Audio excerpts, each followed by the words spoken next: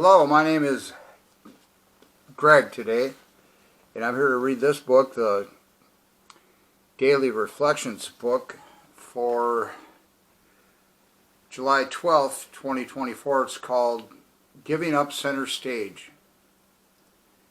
For without some degree of humility, no alcoholic can stay sober at all. Without it, they cannot live to much useful purpose, or, in adversity, be able to summon the faith that can meet any emergency. That's from the 12 Steps and 12 Traditions book, page 70. Why do I balk at the word humility? I am not humbling myself toward other people, but toward God as I understand Him.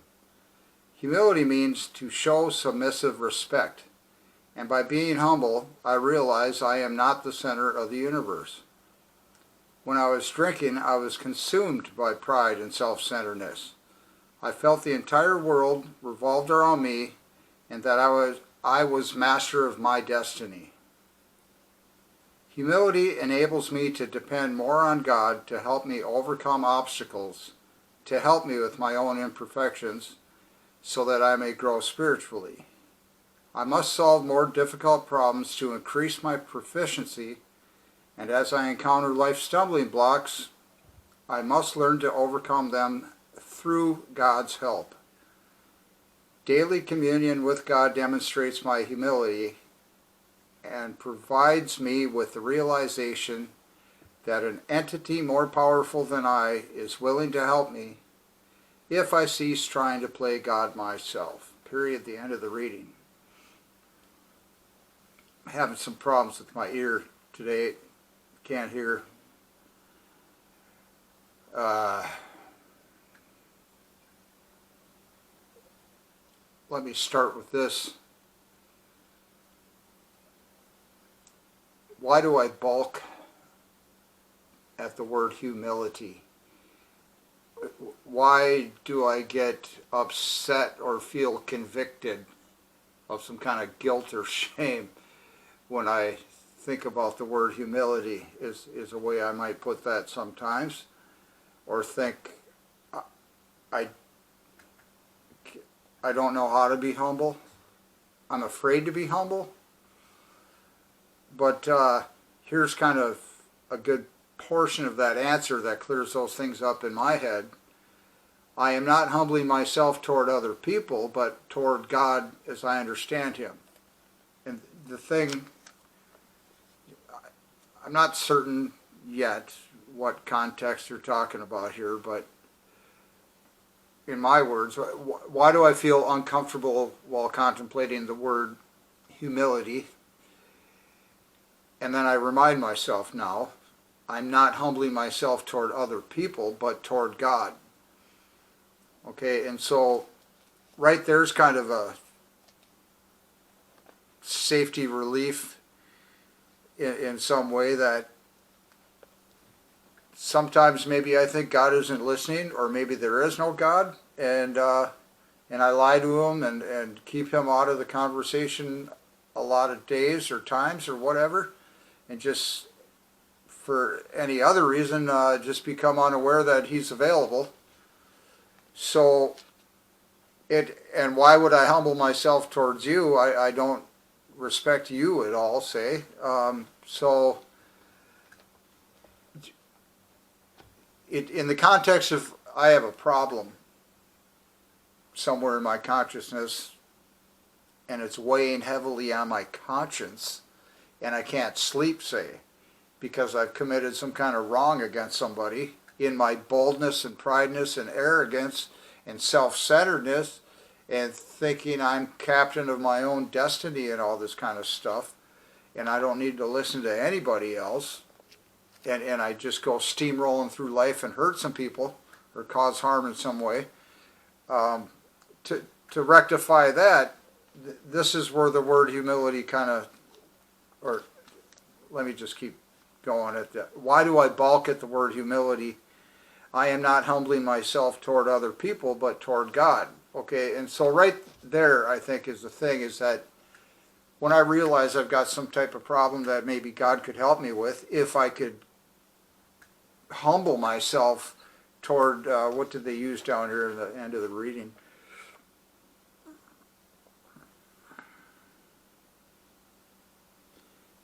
To realize an entity more powerful than I. That's a pretty key statement.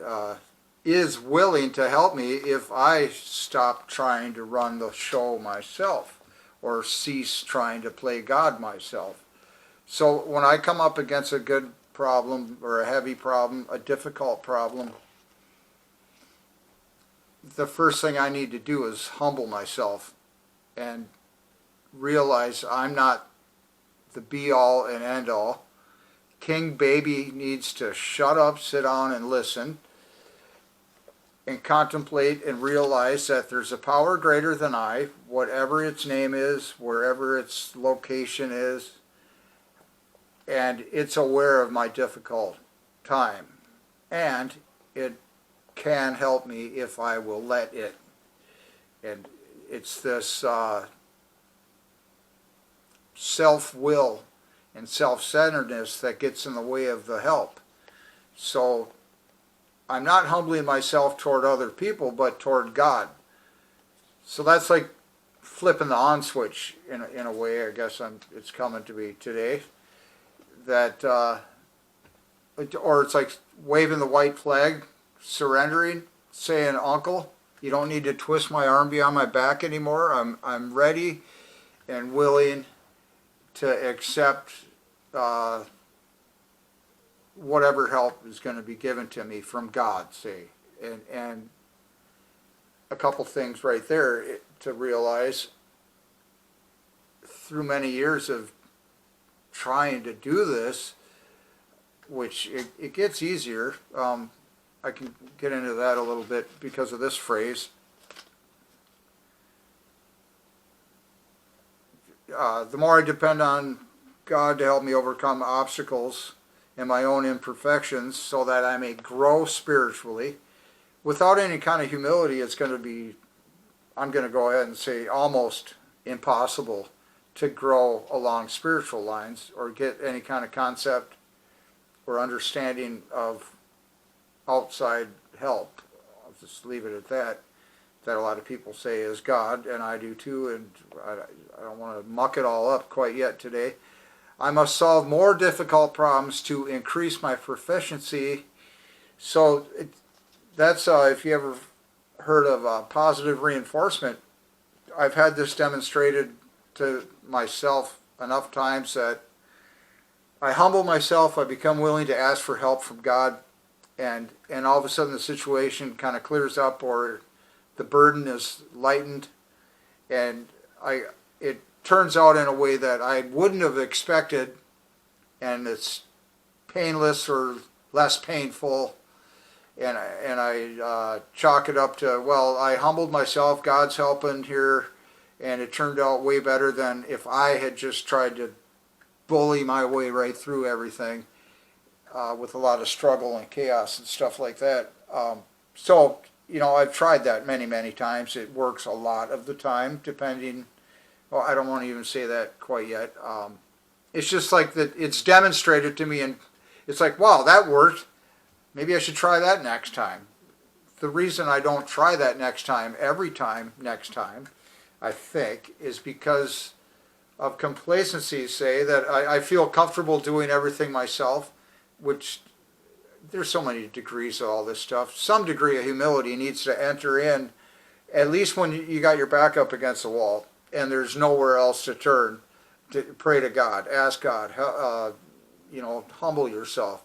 There's larger and more powerful entities out there, whether it be a psychologist, your sponsor even. Sometimes we can't even humble ourselves to ask our best friend for help. At least in my experience, I've ran into that kind of thing. Wow. So, anyways, back to this first thing, that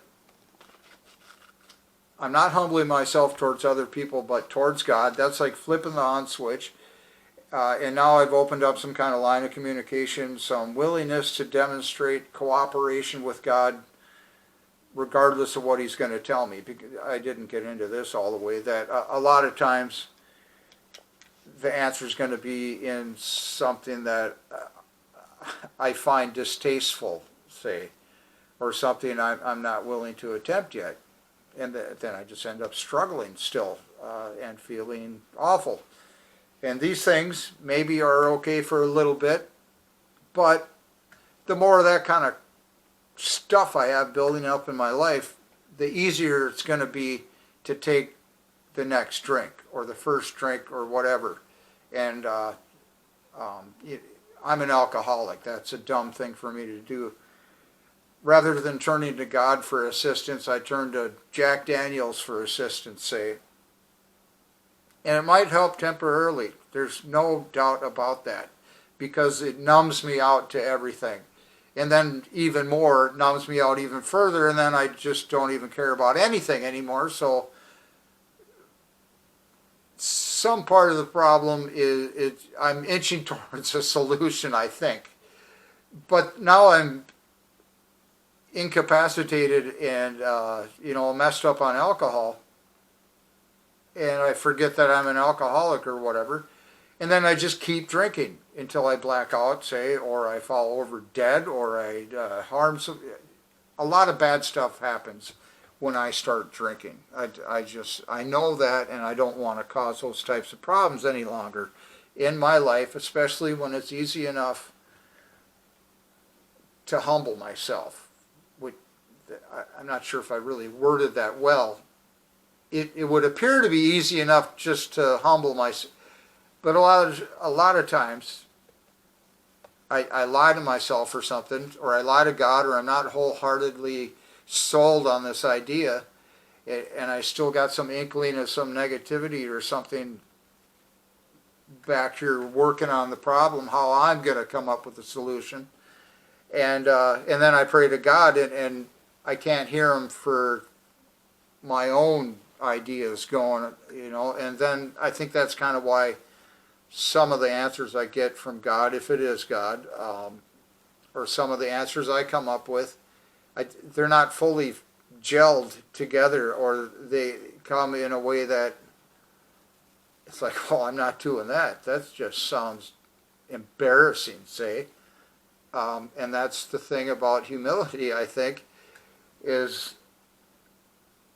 doesn't it feel great when you do something wonderful that you thought might have been impossible, and you work hard and you get it done, and it comes out in some acceptable way, maybe not perfect or the best thing ever, but at least suitable and acceptable or whatever, and there's a big sense of pride there that it's like, oh, I did that, I accomplished this.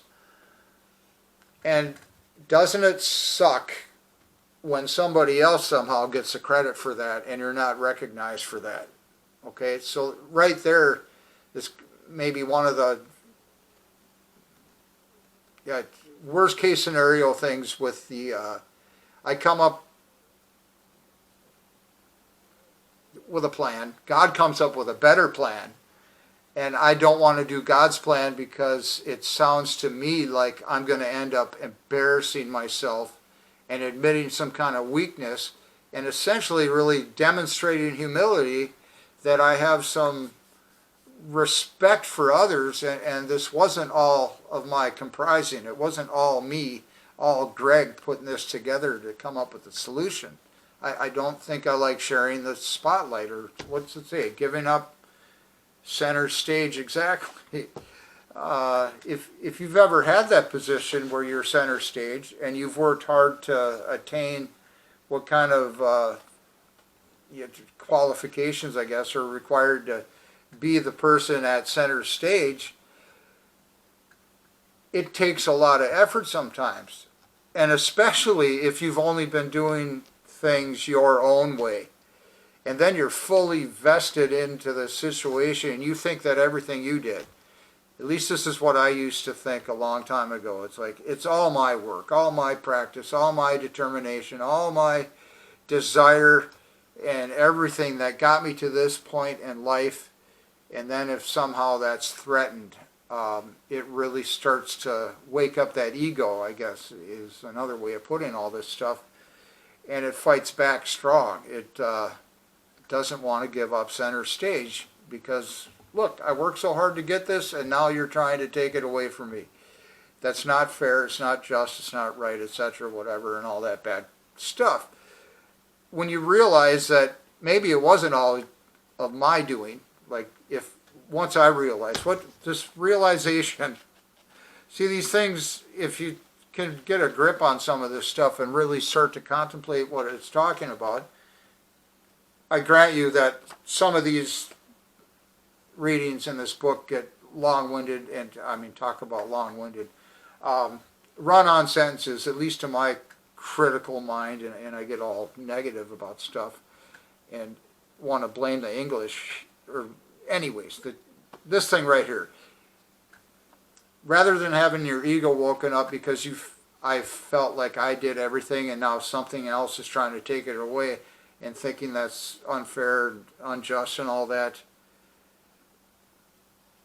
Daily communion with God demonstrates my humility and provides me with the realization that an entity more powerful than I is willing to help me if I cease trying to play God myself.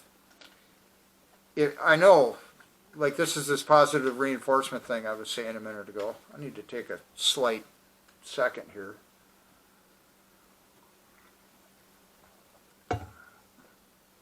That when I'm confronted with something I think is a problem or a difficulty or a challenge or something that's unfair and unjust, if I could just remember like that last line there, that there's an entity more powerful than I that can help me with this if I would just step aside. And sometimes I can really, at least to some satisfactory level, convince myself that stepping aside is a lot like just giving up, and if I just, that's pretty easy. Like if I just could just sit on the couch instead and sit this one out, or sit on the bench. I don't want to be out there in the confrontation and in the fight and the conflict, and it's center stage. It's uncomfortable. The light's hot. Everybody's focused on you. It's just there's a lot of responsibility involved in that, and when you fail, pretty much no one's going to be blaming God. They're going to be blaming you, or so it seems, at least to myself. I don't want to let down an audience. I don't want to let down people. I don't think any human really likes doing that anyways. So if I could just save myself a lot of grief by remembering that there's a powerful, more powerful than myself, what did it say? At least an entity or some device. There's some psychologist, there's a friend, there's a best friend, there's a counselor, there's a sponsor that's more powerful or better equipped to handle the situation than myself. Maybe I should let them in on my struggle, and perhaps they could help me if I quit trying to fix it myself. If you ever been in the right kind, or let's not say right kind, if you've been to a lot of repair shops for anything, sewing machines, typewriters, automobiles, computers, whatever, and the people there are of whatever type, and they have maybe some sayings that they really like, or they got their first dollar ever made framed on the wall or whatever, something like that, and you see one that says something like shop rate $50 an hour, and then shop rate, if you tried to fix it first, is $100 an hour. Now, if I could keep in mind that there's help on the outside of me. I don't need to struggle with every single thing all by myself. There's some kind of outside help. If I could humble myself, step aside and let them handle it, or give me the advice that will fix this, I'm not going to have to pay double. I'll just leave it at that. My camera's doing weird stuff. I'm starting to feel like I'm doing weird stuff. So thank you for coming by here today, and I'll get back with you later. Goodbye.